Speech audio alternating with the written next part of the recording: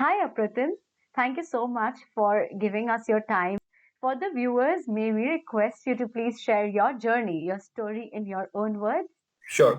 So thanks for having me here as well. I'm from the place of Guwahati. So I've mostly lived here all my life. My schoolings has been here from mostly as well. I've always wanted to, when I was young, the craze they here was like you need to get a PSU job and all these things. So I thought okay, engineering would be the best way to go for that. Ended up giving the IEEE, secured a seat in Tejpur University. It's a central university in the state of Assam itself Mm-hmm. and got into mechanical engineering. During the course of my journey there, I sort of realized that the PSU service won't be something that I'll be interested in. I was more into getting interested into the sort of life of business and all. Okay. So I was thinking of, from then only onwards, I was thinking of going for a CAT or, preparing for an MBA. Mm-hmm. And gradually, and that interest took me, helped me, get forwarded into a career where, so I got a campus placement at Dabur. It was more from the business side. Mm-hmm. And the great opportunity there was that I got to, experience the startup of a new factory. Right. That also helped me in, furthering in my business endeavors. And I ended up starting up my own venture 2 years down the line. Okay. So with my father and a few other associates, we ended up starting up our own manufacturing facility That's in the state of Northeast. We basically manufacture a few beverage drinks. Post that, I mostly stayed within the FMCG industry, and that intent of going for a business role was always in my mind, that I decided to start preparing for MBA. The initial thought was always to go for the CAT, but I always thought, you should always have a backup in your mind. right. That is why I, sort of prepared both for the CAT and the GMAT. Mm-hmm. It was a good journey there as well. Learned a lot of things and ended up securing an admit to ISB. Journey there was great as well. More from academics or higher amount of learning from the people that I met, a lot of networking, and they finally helped me because my intent was to, as a post MBA career, was always to get into consulting. Right. So ISB helped me there as well. Finally got a campus placement to EY Mm-hmm. as a consultant, Oh, that's and nice. yeah, that's most. Okay. So, in your opinion, what are a few factors or actions you took that made all the difference? I think for me personally, always something that has worked is, taking stock and introspection, a lot of introspection from time to time. Right. That helps me, get in sync with what my priorities are, what my goals are, and what is working in the world as well. All right. Sometimes you need to constantly evaluate and reevaluate what you're thinking, what uh, is happening in the world. Right. That sort of helps me a lot. Okay. Apart from that, there's always a drive to improving my own skills. So a lot of introspection helps you, give you a lot of clarity where you need to improve upon, where you're lacking. Those few things I think really help me a lot. Okay, that's really nice. So, with the benefit of hindsight, what are a few mistakes you believe you committed in the process? One mistake that I think I did was I did not anticipate for a lot of flux and a lot of change during my application process. So my application was during the time of COVID and a lot of other things that were happening. So I recall my ISB interview got rescheduled because of the CAB protests that were going on in Delhi back then. So while I was preparing for the interview, Mm-hmm. due to that shift, I think I should have continued that same rigor in the interview process. Okay. So things like that, you always need to stay prepared for certain changes. Anything may happen at any point of time. Right. And that same amount of rigor, that same amount of intensity that you're preparing for, you Mm-hmm. should carry it forward. Absolutely. So, what were the main GMAT resources that you used in your preparation, and what advice will you give to the future candidates? In terms of GMAT resources, I stuck mostly to the experts global content that was there. And apart from that, whatever content that you get from GMAT, some for free once you subscribe to the test. Mm-hmm. And as well, you can have some other resources from GMAT. That is what I restricted myself to because I think like you generally have a 3 to 4 month prep period. And I felt that those amount of resources were fine with me. But I think for anyone else, like it should be what you're comfortable with. Like if you want to learn more, explore more resources, if you think that you're lacking in some area, I think that should be, you should create your own journey, think about how your learnings are. All right. I would suggest that collect resources just for the sake of collecting them. Like it doesn't help if you just collect resources and don't go through them. Just take the amount of resources that you need and go through them properly. That is my suggestion. Right, that's true. So, what would you like to say about your experience and learnings from managing the application timelines? Well, my focus was more on like I was a candidate who was preparing for the CAT and GMAT. Right. Right. I had planned that I won't go abroad for studies. So that's what my entire focus was. But while managing timelines, I basically thought that I'll go in a very organized way. So I had I had made an Excel spreadsheet with all the dates and everything, so that I'm very organized about that. So, so I don't miss any timelines. Okay. Or I have a good clarity on what SOW is supposed to go when, what sort of essays that I need to write, what sort of timeline I have.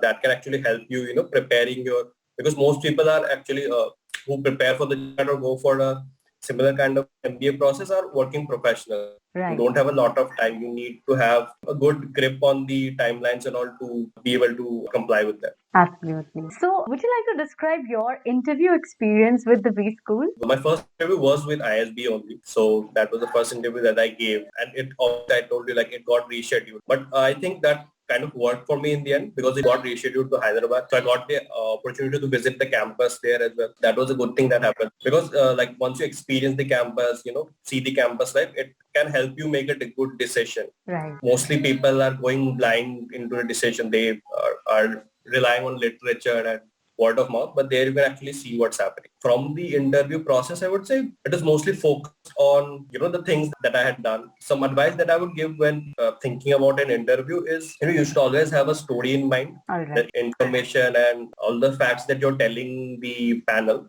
You should always try to connect it with a story that you have. That actually helps the interview panel also to analyze you, how you're trying to think about your career, your thought clarity. That comes out quite well, and that may work very well for the end.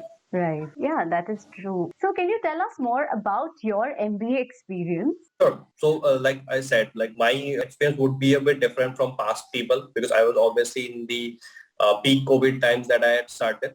Right. So the initial phase was online, but I think in some ways it also it actually helped us, gave us some time to get used to the entire online mode that everything has gone into, work, studies, everything. We did get onboarded into the campus around 2 to 3, 4 months down the line, and that really started helping our experiences shape up. The professors, the entire academic content around the things were absolutely great. I met some amazing people from all over India who were brilliant in their fields, and that really helped me shape experiences. I also learned a lot about different facts and figures. One suggestion that I would give to the viewers or anyone who is going for an MBA or any experience that I would say is like you need to be open to what that place is about. You may get to learn a lot of new things. Like when I was going for the MBA, I had never thought I'll enjoy. I was more focused into that I'll probably do a finance specialization, or that was my interest. But when I got there, I really got interested into marketing. Okay. And I had never thought that I didn't like marketing at first so much. But ISB and the people around there, the academic, the profs, I got really so into marketing that I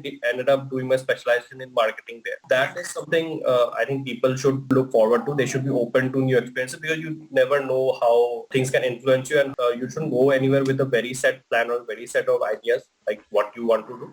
It's always good to have them, but be always open to new experiences. That's what I would suggest. All right. And again, having an organized approach, good friends, and strong support network helped me navigate that as well, and like obviously helped me secure what I wanted as a post-career in consulting. So yeah. That's amazing. So, can you tell us about your job search experience during the MBA? And what tips will you give to the future candidates regarding that? Sure. Like obviously as ISP, there is a placement process that works. So there wasn't much really of a job search, but in terms of some pointers that I could give is always like obviously the MBA journey will help you understand what sort of career you would like to have, and keep exploring opportunities, speak to people as to what a job role might entail. That would give you clarity as to whether you are a fit for that job or whether you like to do that job down the line. That will, help you focus your efforts because at any top B school, there will be plenty of jobs on offer. Right. And most of the time, no one goes off without an offer in hand. But it shouldn't be the case that you get a placement offer just for the sake of it. You should have good clarity whether you can do that job, whether you like that job down the line. Right. That can really help you focus your efforts. And also it comes down into the interview process as well. The interviews can find out whether you are a fit for the role or not. And if you're already very excited and you have a lot of idea on the role, that would help you clear your interview rounds as well. It will help you in that. Right. From a prep perspective, always, you can connect with prior alumni. Mm-hmm. You can connect with a lot of people who have come from different industries, and they can give you a lot of clarity as to what sort of prep you should have, what sort of skill sets, what is the thing that probably the industry is looking for. That can help you a lot. Right. So, can you tell us about your journey post MBA?